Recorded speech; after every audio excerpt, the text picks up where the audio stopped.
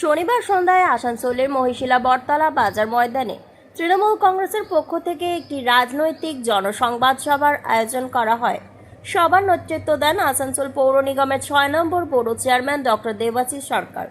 এছাড়াও উপস্থিত ছিলেন পৌর নিগমের মেয়র পরিষদের সদস্য মানস দাস, কাউন্সিলর হয়রতুল্লাহ সহ বিনোদ যাদব এবং মীনা কুমারী হাসদা। সভাস্থলে বিপুল সংখ্যক স্থানীয় মানুষ উপস্থিত ছিলেন। ডক্টর সরকার তার বক্তব্যে রাজ্য সরকারের বিভিন্ন জনকল্যাণমূলক প্রকল্প ও উন্নয়নমূলক কাজের খতিয়ান তুলে ধরেন। পাশাপাশি তিনি বিরোধীদের বিরুদ্ধে আক্রমণ করে বলেন, বিজেপি সরকার পরিচালনার ক্ষেত্রে অসফল। আসন্ন নির্বাচন তৃণমূল কংগ্রেসের জয়ী করার আহ্বান জানান।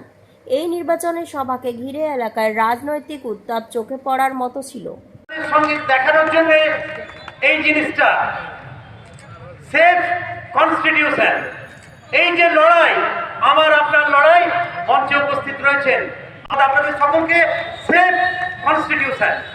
এবং আজকের এই যে রাজনৈতিক সংবাদ, এই রাজনৈতিক সংবাদের মূল উদ্দেশ্য হচ্ছে মানুষকে অবগত করা।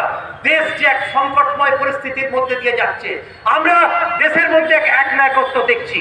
আজকে এই বুলডোজার রাজ যেটা চলছে, এটা কখনো দেশের লোকতন্ত্র হতে পারে না, এটা কখনো জাতীয়তাবাদ হতে পারে না। যদি এই জাতীয়তাবাদের নমুনা হয়, তাহলে এই জাতীয়তাবাদ দিয়ে আমরা কখনো সংবিধানকে রক্ষা করতে পারবো না, কারণ এটা একটা কম্প্রোমাইজ জাতীয়তাবাদ।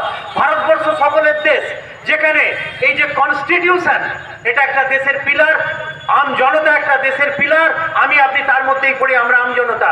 দেশের মিডিয়া একটা পিলার, দেশের জুডিশিয়ারি একটা পিলার। আজকে দেখা যাচ্ছে এই পিলারগুলোকে ভেঙে ছাড়খাড় করে দেওয়া হচ্ছে ভারতীয় জনতা পার্টির আমলে। আমরা কোথায় যাচ্ছি? আমরা যাচ্ছি এমন একটা জায়গায় যেখানে একটা ফ্যাসিস্ট সরকার জন্ম নিয়েছে।